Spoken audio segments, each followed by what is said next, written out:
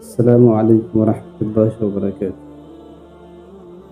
الحمد للہ رب العالمین والصلاة والسلام علی سید المرسلین، اما بعد۔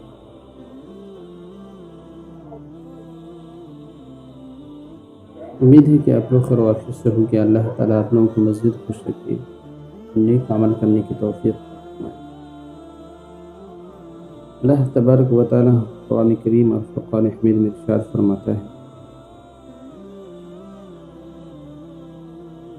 وَلَا تَحْسَبَنَّ اللَّهَ غَافِلًا عَمَّا يَعْمَلُ الظَّالِمُونَ۔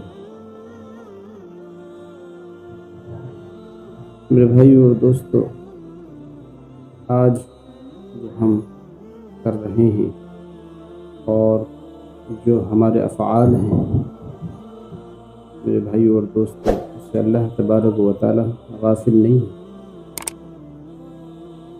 جو ہم کر رہے ہیں اللہ تبارک و تعالیٰ سب معلوم ہے۔ میرے بھائیو اور دوستو، آج کے جو حالات ہیں جو بگڑ رہے ہیں، وہ ہمارے بدعمالیوں کی وجہ سے، کہ ہمارے مسجدوں پہ پابندی لگائی جا رہی ہے، مسجدیں چھینی جا رہی ہیں، یہ ہمارے بدعمالیوں کی وجہ سے۔ جب ہم اللہ کو راضی کریں گے، ہم سے اللہ راضی ہوگا۔ میرے بھائیو اور دوستو، کل بھی ہمارے ساتھ اللہ تھا اور آج بھی ہے اور ہمیشہ رہے گا، بشرطے کہ ہم اللہ کو منانے والے بن جائیں، اللہ کو راضی کرنے والے بن جائیں۔ تو میرے بھائیو اور دوستو، آج کے نوجوان، آج کے مسلمان صرف اپنے وقت کو ضائع کر، کوئی راتوں میں اپنے موبائل کے اوپر رات کو گزار رہے ہیں، اللہ اسے بھی دیکھ رہا ہے۔ جو رات کو اٹھ کر تہجد پڑھ رہا ہے، اسے بھی اللہ تعالیٰ دیکھ رہا ہے۔ جو قرآن پڑھتا ہے، اسے بھی دیکھ رہا ہے۔ جو اللہ کا ذکر کر رہا ہے، اسے بھی اللہ تبارک و تعالیٰ دیکھ رہا ہے۔ اللہ غافل نہیں۔ میرے بھائیو اور دوستو، ہمیں چاہیے اللہ کو راضی کرے۔ ہماری بدعمالیوں کی وجہ سے اللہ تبارک و تعالیٰ غیروں کے ہاتھوں سلطنت دے دی، بادشاہیت دے دی، حکومتیں دے دی، ہماری بدعمالیوں کی وجہ سے۔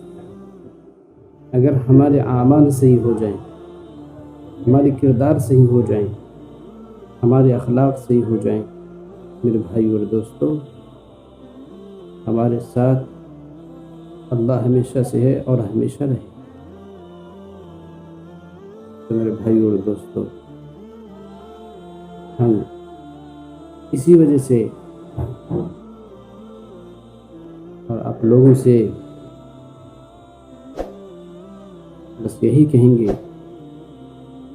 نماز کو قائم کریں، مسجدوں کو آباد کریں، لوگوں میں اتفاق اور اتحاد پیدا کریں، اور قرآن شریف کے ساتھی بنیں، اور ذکر کرنے والی زبانیں بنائیں، اور دل میں اللہ کی محبت کو لائیں۔ بھائیو اور دوستو، یہ قرآن سن کر پہلے کے لوگوں کا دل موم ہو جایا کرتا تھا، نرم ہو جایا کرتا تھا۔ آج قرآن سننے کے لیے کوئی تیار نہیں، سننے کی بات دور ہے، علماء کرام کی صحبت میں بیٹھنے کے لیے تیار نہیں، علماء کرام کی باتیں سننے کے لیے تیار نہیں۔ میرے بھائیو اور دوستو، اللہ تبارک و تعالیٰ ان تمام باتوں سے غافل نہیں ہے۔ جس کے اندر خاص طور سے دو صفت پائی جائیں، ایک دین کی بات، جس کے اندر دین کی بات جس کو